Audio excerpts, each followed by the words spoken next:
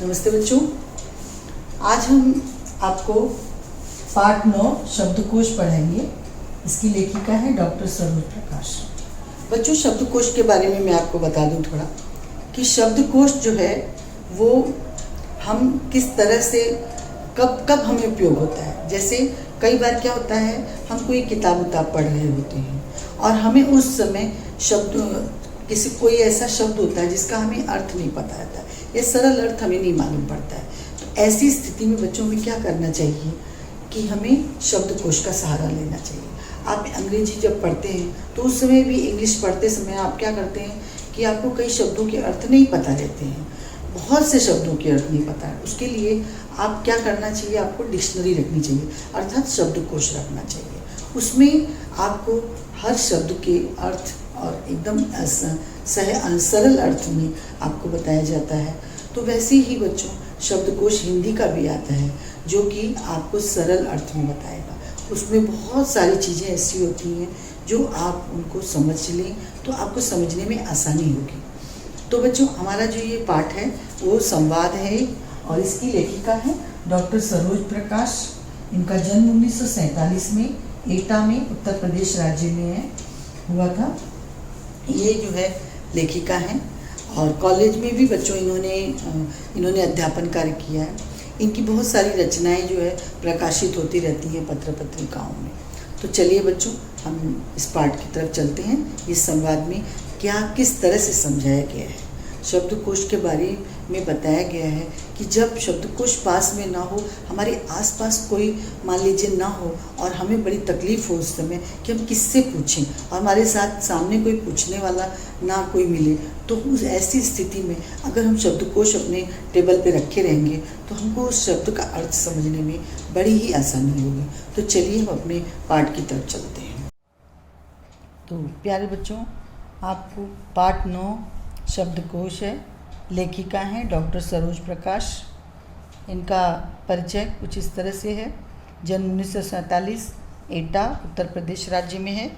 परिचय इनका है, लेखिका डॉक्टर सरोज प्रकाश जी ने कॉलेज में अध्यापन कार्य किया है। साथ ही साथ आप एक स्थापित लेखिका हैं। आपके अनेक लेख पत्र पत्रिकाओं में प्रकाशित हुए हैं। प्रमुख कृति है स्त्री पुरुष के बदलते संबंध और मोहन राकेश का कृतित्व।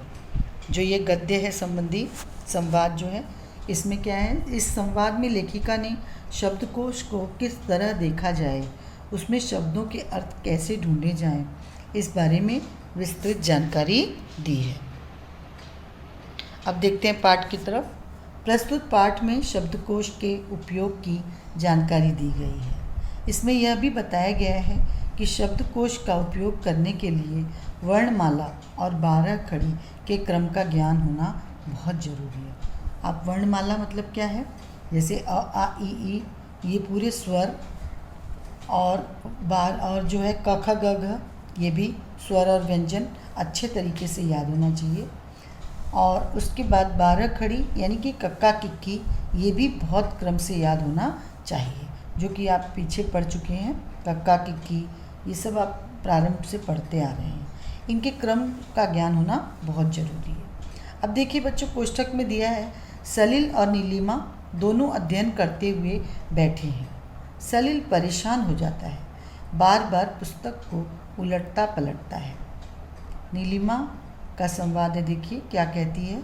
क्या बात है सलिल, परेशान क्यों हो? सलिल कहता है, परेशानी की ही बात है। देखो, मैं इस किताब को ग्रंथालय से लाया। बड़ी ज्ञानवर्धक और मनोरंजक पुस्तक है, परंतु 2 शब्द ऐसे आए हैं जिनका अर्थ ही मुझे मालूम नहीं है। नीलिमा कहती है, कौन से 2 शब्द? सलील कहता है, एक शब्द है अभियान और एक है सुरसरी। अब देखो बच्चों, ये 2 जो शब्द हैं यही इन बच्चों को जो नहीं आ रहे हैं और जो है इनकी वजह से उनको लगता है कि किताब बहुत अच्छी है, मनोरंजक किताब है।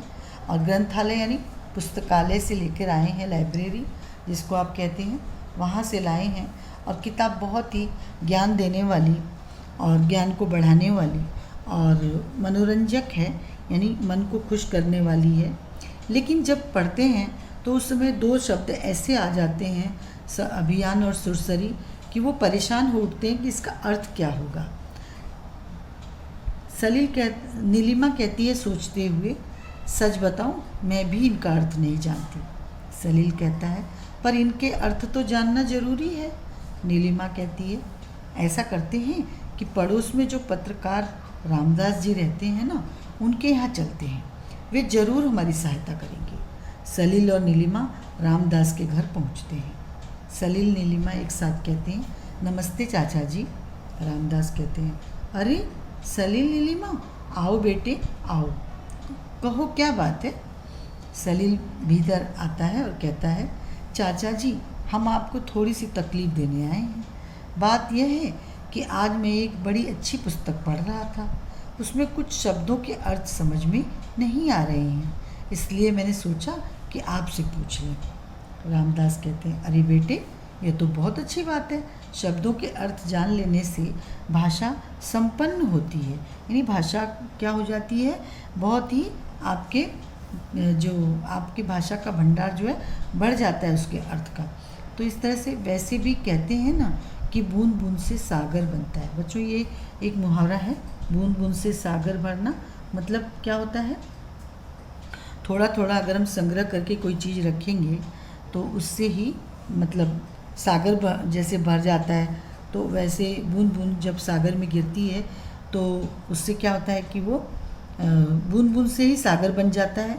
उसी तरह से थोड़ा थोड़ा अगर हम संग्रह करेंगे तो एक दिन बड़ा सा जो है संग्रह हमारा हो जाएगा।